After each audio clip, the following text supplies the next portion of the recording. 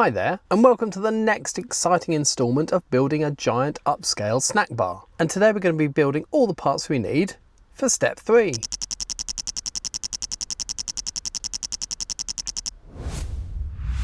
So just to get you up to speed in case this is the first video in this series that you've seen, I'm building this classic Lego snack bar from the 1970s at 6:1 scale. And that means you multiply everything by 6 in every direction. So this 1x1 brick turns into this 1x1 brick, which is 6 bricks high, 6 bricks long, and 6 bricks deep. And this matches the scale of Lego's own upscaled minifigure sets that it sells. And the most recent of those was released only a few days ago on June the 1st, and that's upscaled Darth Vader, which I bought at 2 minutes past midnight on June the 1st and is on its way to me as I speak. So far I've made all the parts I need for step 1 and step 2, and that has taken me to here. And the exciting thing about parts in step 3 is that we finally get to build something not in white. Admittedly, we do get to build a lot of white bricks that we've already built before. We've got 4 1x1s to build, and we've already made quite a few of those. We've got 2 1x2s to build, and we've already made one of those. We've got a 1x4 to build, and we've already made one of those in step 1. But then we get to move on to some plates in completely different colours. We've got a 2x3 black plate to build, and you can see that makes up part of the cash desk inside. And we've got a 2x8 grey plate to build, and that makes up the counter on the outside. So first of all, I'm going to quickly whiz through building a 1x1 brick. And there's several people on the last video commented asking why on these bricks, where we have 5 layers of bricks and a few layers of plates, why I put the layer of plates at the bottom on the larger brick, whereas on the 1x1 bricks I moved that plate layer up to the top just below the 6x6 plate, which holds it all together. And that's because I've always built the bricks with the plate at the bottom, except I found with the 1x1s, when you put them on the green base plate on the larger upscale version, just here where the door pillar is going to be, we've got a couple of studs on that green base plate, and I found that the plates were being pulled off and left on the green base plate, and I found that the bricks had more clutch power, and if I moved the plate layer up here, the green studs on the base plate wouldn't pull the bricks off, but they did pull the plates off. So that's why I've moved the plate layer on the 1x1s up to the top. So to make a 1x1 I need just 34 pieces, and we're going to start off with a 6x6. Like I said, when you're scaling up 6:1, a 1x1 becomes 6x6. So we've got our 6x6 plate, and we're going to just pop some plates on underneath that. We've got our 1x6, 1x4, 1x6 and 1x4, and then we're going to do the same thing 5 more times but with bricks.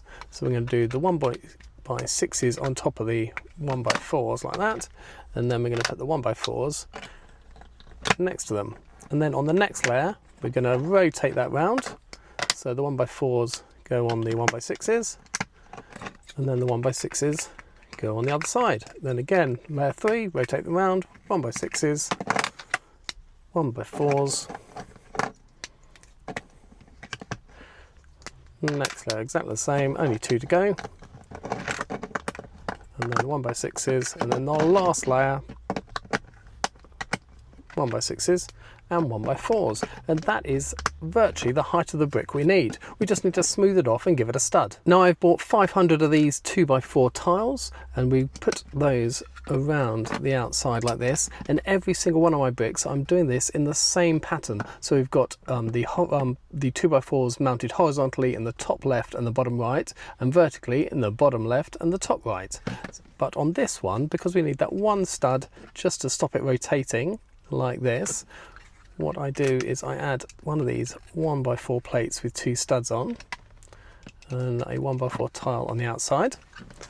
Then we quickly pop any old colour plate in the middle, add our 4x4 round brick, put another plate in the middle of that, and our tile on top, and we've got another 1x1 brick. Now I need to make 3 more of those for this step. So there we have them, the 4 1x1 bricks that I need for step 3. Now to move on to a couple of 1x2s. Now because I built a 1x2 before, I'm going to speed build my way through this one, but if this is your first time watching and you'd like to see how this is built, you can always pop back to step 2 and see how I built the one in that previous episode. But as a quick summary, each layer is a 1x6 and a 1x10, then followed by a 1x4 and 2 1x6s, and that repeats all the way down like we did with the 1x1. And then down on the bottom we've got some 1x6s and 1x4 plates, and up on top it's exactly the same, some 2x4 tiles, some plates in the middle and the studs on top. And for the top layer, for the 1x2, instead of using 2 6x6 plates, I'm using a 6x8 and a 6x4. And I found that if we use 2 6x6s, it meant that these tiles made a join all the way across,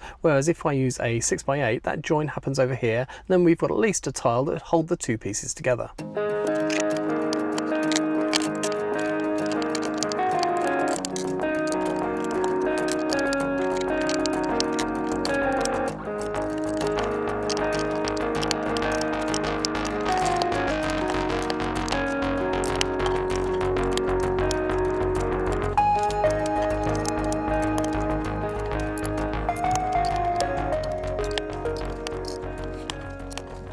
And here we have our 1x2, and in real time that only took about 1 minute 50 seconds to build. But for step 3 we need 2 of them. So here's another one. And that means to complete step 3 we've only got 1 more white brick to build, and that's the 1x4. But again, because I built one of these before way back at the beginning of step 1, I'm going to speed build through this one, but again I'll just give you a quick overview. As always, the ends are made up of a combination of 1x6s and 1x4s, and the sides are built up of a combination of 1x8s and 1x6s, so we've got alternating rows. We've got a 1x8 and a 1x8 with a 1x6 in the middle, and then the next row is a complete row of 1x6s, and then we repeat down. And just like the 1x2, the bottom layer is 2 1x4 plates with 1x6s down the sides. And as with the 1x2, I use a combination of plates at the top, so we don't have a join where the tiles are in the same place as the plates.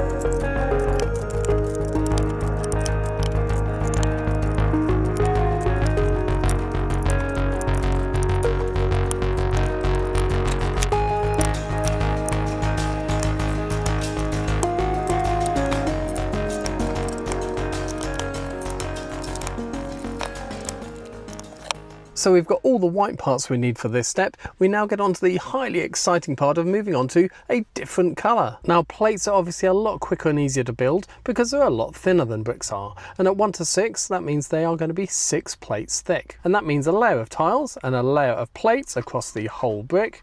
And then we've got a brick, which is 3 more plates. And then our last 6th layer is a layer of plates all the way around the edge. So before I embark on my largest piece yet, which is the 2x8 grey plate, we're going to build the 2x3 black plate. Now because it's 2 studs wide scaled up, that means it's 12 studs wide on the upscale version, and Lego handily make 12 stud wide plates. So we've got some 4x12s and a 6x12. So first of all, we're going to run a layer of bricks around the edge. So if we join all these plates together, what we're going to do is have a 1x10 on each end, and then nice and easy on the sides, a 1x10 joining those 4x12s and to the 6x12, and then a 1x8 brick on the end, and that's all held together now. And then on the other side, another 1x10 and another 1x6, and that's the basis of our plate.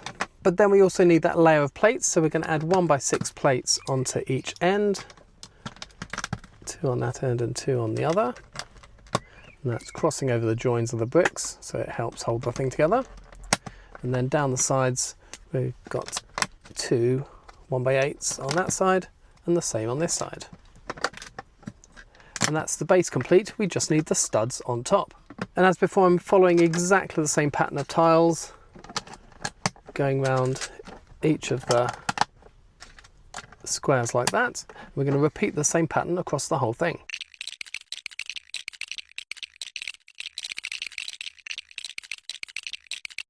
And with all the 2x4 tiles in place, we just need our handy yellow 2x2 plates and the round studs. Now, if this is your first time watching and you're wondering why on earth I'm using yellow plates, it's because they were incredibly cheap. I looked on Bricklink when I bought several hundred of these because I knew I was going to need an awful lot of this project, and these were actually less than 1 pence per plate, which was much less than any other colour I could find. But even though I bought several hundred of them, even now I'm starting to run out of them, so I'm going to need to buy some more soon. Handily for black, we can still use this piece in green and blue on the other plates. They don't make this piece in that colour, so for the white bricks, the black bricks and the grey brick we're okay, but for the green base plate we had to build the studs ourselves, and we're going to have to do the same when we get to the blue roof. But for now we're still okay. These bricks aren't particularly expensive and they're easily to come by, so we can build our studs just as we've done with all the white bricks. Lots of people have commented when I put the yellow inside of the white, they look like fried eggs.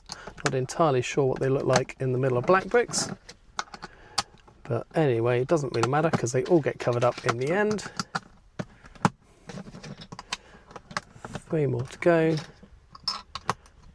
And we've got our completed 2x3 black plate, which matches our 2x3 white plate perfectly. So one more piece to go for this step before we do a few amendments and we put the whole thing together. And I know that a 1x8 brick holds itself together, but this is going to be a lot wider and a lot thinner, a lot less bricks in it, so I'm really hoping that this is going to be fairly substantial and manages to hold itself together. Now using a grey background was really good for showing up building the white plates, but now I'm building a grey plate, it's not going to be so good for showing it up. So I've changed to blue and we're going to put our grey plates on top of that. Now again, I'm using plates which are 12 studs long, so we can reach right the way across the plate in one go and hopefully give it more strength. And we're using a massive combination of 12x4s and 12x2s. So we can go 4, 4, 2, 4, 2, 4, 2, 4, 2, 4, 2, 4, 2, 4, 4. And that's because down the sides we're using 1x6 bricks all the way down, and I didn't want any joins in the plates to join up with either any joins on the bricks or the tiles on top. So first of all, we're adding a 1x10 to each end.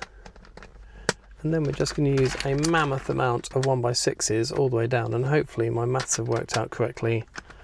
And as I thought, we're not joining up any joins on top of joins, and you can see the 1x2s sit in the middle of each of the 1x6 bricks, sorry, the 2x12s sit in the middle of the 1x6 bricks.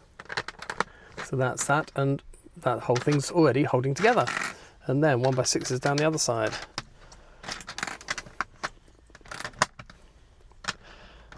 And that's a good sign that it held together with just one side being complete. Let's push all that down, and that's pretty good. Yes, it does flex a little bit, but I'm hoping once we've got another layer of plates on here and the tiles on the other side, that'll stiffen the whole thing up a little bit. So let's put our layer of plates on. So again, I'm trying to cross over joints wherever possible, and because we've got our 1x10 on the end, we're going to put two 1x6s. So make sure we cross over the joints down there, and then down each side we've got a combination of a 1x8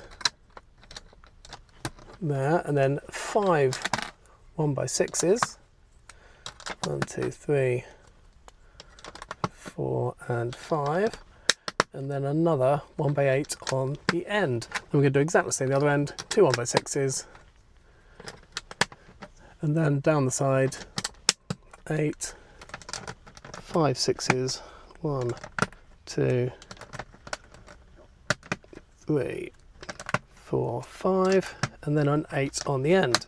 Let's push all that together firmly, and that already is a lot firmer than I thought it would be. That's looking pretty good. Yes, that's holding itself together really well. Doesn't really flex, but adding the tiles is going to give it another layer of stability. Now, if you've been following the channel for a year or so, you won't have seen this many grey bricks since way back when I built my upscaled space buggy. Now, none of the pieces on that build came apart at all, so it's a great step forward with the snack bar that everything's going to become able to come apart, and people are going to be able to build it at LEGO shows. So, as always, same pattern as always. We have 2 horizontal and 2 vertical in this pattern, and we're going to copy that all the way down for the other 15 studs.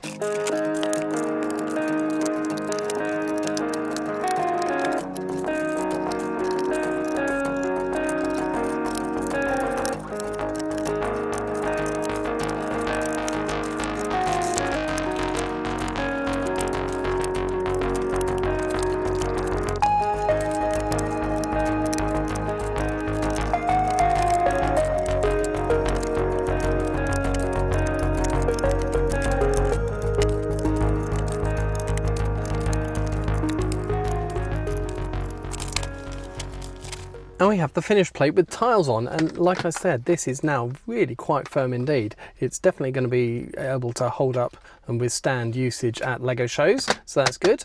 Now, because I've built many of these studs already in this project, and even just in this video, we're going to build one like this to show you what I'm doing.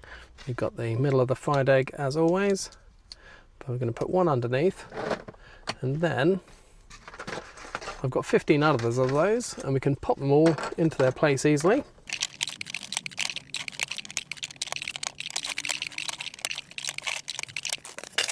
And that is the final part that we need for step 3. So I think it's time to take everything inside and build it up on the base plate step by step. So as always at this point, when it gets too much to fit on my build desk in my LEGO studio, we have to move inside onto the dining room table. And here you can see we've got the base plate and we've got all the parts we need for step 1, step 2 and step 3. But before we start building, there's 2 amendments we need to make. First the 2x4 and also to the base plate. Now in step 2, when we built the 2x3 plate, we had to modify the 2x4 brick because the plate has to sit on top like this, and because so much overhangs we needed some way to attach the 2 pieces together. And I did that by replacing 4 of the 2x4 tiles on each side with this 1x4 plate and a 1x4 tile, just like I did on the 1x1 bricks.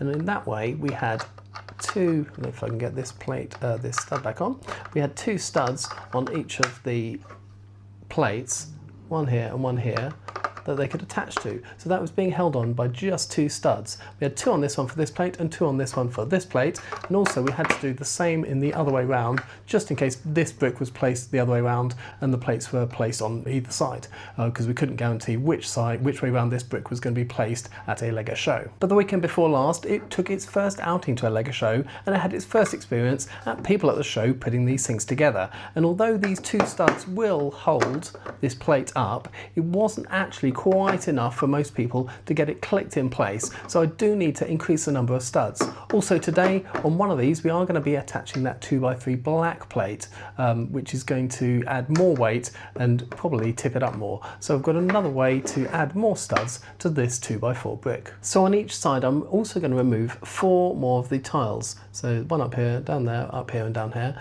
and I'm going to replace them in the same way with a 1x4 modified plate and a 1x4 tile. And when I filled the gaps with those parts, it looks like this. And when the studs are replaced, you can see that now each pair of upscale studs has 4 studs showing around the outside for the upscale plate to sit on top of. So you can see that goes on there now, and now that's being held on by 4 studs instead of just the original 2. So as I said earlier, we can't guarantee which way round this brick is going to be placed, so I'm going to replicate that on the other side too. And with it replicated on both sides, that's what it looks like. And actually I did this modification while I was at the show, just to try it out in real life with people using it, and it worked a lot better once I doubled the amount of studs for each of the plates to hold on to. So that's the first amendment. Second amendment's got to do with the green plate. And the second amendment is thanks to a lot of comments in the last video. I've added these 2 studs down here just using a modified 2x2 plate, just so that when we add the 1x1 brick on top, it doesn't twist round anymore. It clicks onto those studs and then we can't turn it round. If we had it on another one, you can see it spins round quite freely. Lots of people said yes, it's a great idea, however it sticks out a little bit like a sore thumb. Why don't I move it to the other side of the stud and then it'll be a lot more hidden. And that's easily done. Pop the stud off. We're going to swap this 2x4 tile for the 2x2 and the 2x2 modified plate.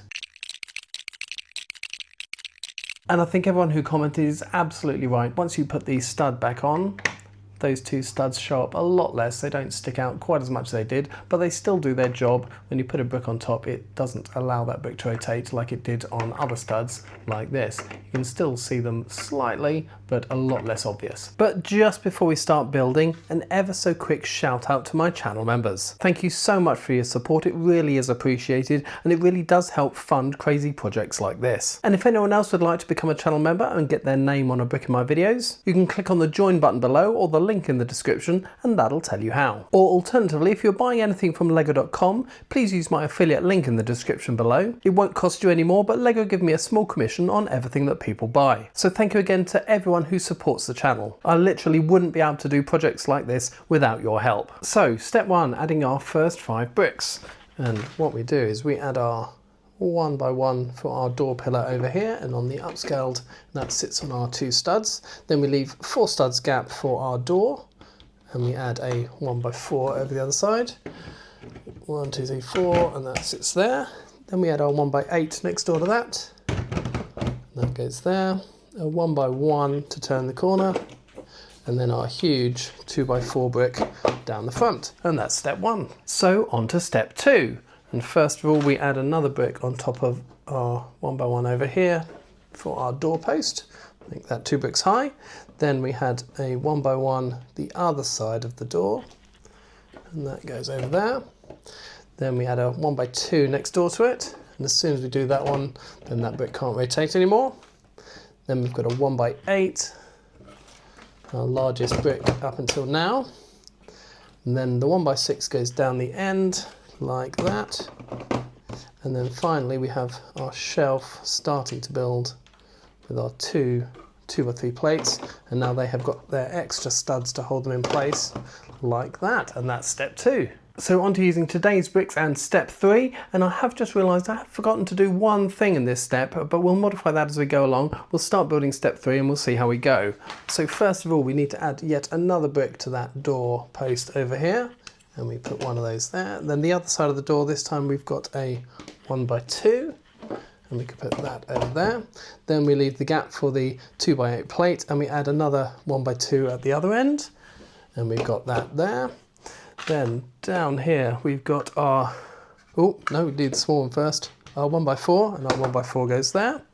Then we have a 1x1 here, and that finishes the rest of the wall. Now the other 1x1s are pretty difficult to see, but if I show you on the instructions, they are just sitting here and here, and they are the supports for a shelf which is coming in step 4. So it's very difficult to see in this step, but they go there and there, and on the upscale version they sit against the wall there, and then that 2x3 plate, and I'm hoping this is going to sit without any extra support. We only know that, well, we know that only a third is hanging off the edge, so hopefully that will sit there quite happily, and it does. Now the thing I've forgotten, we've got our massive 2x8 plate, however we've got no studs to attach that to. It does sit there, actually, maybe I haven't forgotten to do anything. That sits there quite happily. We've got half sitting on bricks and half sitting not on bricks. I was expecting we were going to need to put some studs on there.